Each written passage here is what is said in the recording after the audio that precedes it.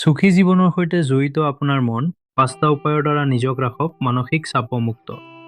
আজিকালি বহু মানুহে মানসিক সমস্যাত ভোগা দেখা যায়। তেনেস্থলত মানুহে মানসিক স্বাস্থ্যৰ গুৰুত্ব দিয়া অতি প্ৰয়োজনীয়। কিয়নো মানুহৰ মানসিক স্বাস্থ্য ভালে থাকিলেহে জীৱন ভালদৰে চলিব।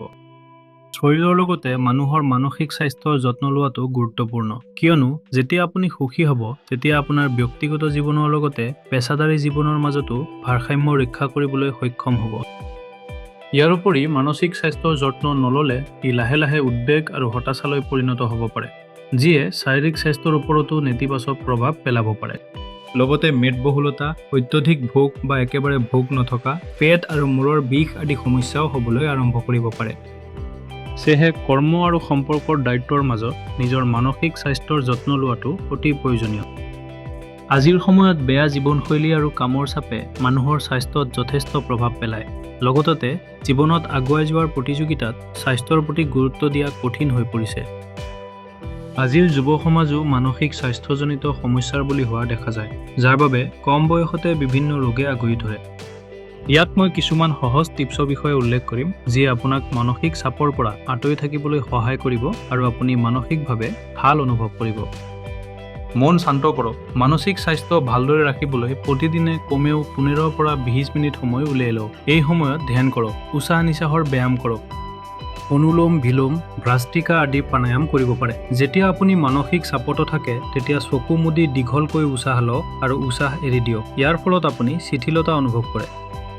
কিছুমান যোগাসন যেনে অৰ্ধপদ্মাসন, পশ্চিমোত্তানাসন, বালাসন আদি কৰিলেও উপকাৰী। ভাল টোপনি। যদি আপুনি মানসিক চাপৰ পৰা মুক্ত হ'ব বিচাৰে, তেন্তে টোপনিৰ ক্ষেত্ৰত গুৰুত্ব দিব। ৭ৰ পৰা ৮ ঘণ্টা টোপনি অহাটো গুৰুত্বপূৰ্ণ। ইয়াৰ উপৰি সঠিক সময়ত শোৱা আৰু সঠিক সময়ত ছাৰ পোৱাটো মানসিক স্বাস্থ্যৰ বাবে উপকাৰী। বিশেষজ্ঞসকলৰ মতে নিশা ৭ৰ পৰা ৮ বজাৰ ভিতৰত খাদ্য গ্ৰহণ কৰি ১০ বজাৰ ওচৰত শোৱা ভাল।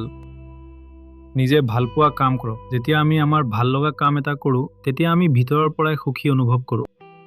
যদি আপুনি বাগিচাৰ কাম ভাল পায়, তেন্তে এই কামটো সপ্তাহত এবাৰ কৰক। যদি আপুনি কিতাপ ভাল পায়, তেন্তে কিতাপ পঢ়ক, গান শুনক। নতুন নতুন কাম কৰিবলৈ চেষ্টা কৰক। ইয়াৰ ফলত আপোনাৰ দক্ষতা বৃদ্ধি পাব আৰু আপুনিও সুখী হ'ব। নিজৰ যত্ন লওক। নিজকে সুখী কৰি ৰাখিবলৈ নিজৰ যত্ন লোৱা অতি গুৰুত্বপূৰ্ণ। এনে ক্ষেত্ৰত আপুনি ফিটনেছ, ছালৰ যত্নৰ পৰা আৰম্ভ কৰি চুলিৰ যত্নলৈকে সকলো কৰিব পাৰে।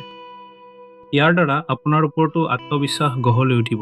কাৰণ যেতিয়া আমি নিজক ভাল দেখোঁ, তেতিয়া আমি নিজৰ প্ৰতি ভাল অনুভৱ কৰোঁ। প্ৰকৃতিৰ মাজত থাকিবলৈ শিকক। মাজে সময়ে কাম আৰু ব্যক্তিগত জীৱনৰ পৰা আঁতৰত থকা ভাল। ব্যস্ততাৰ মাজত নিজক সময় দিব লাগে।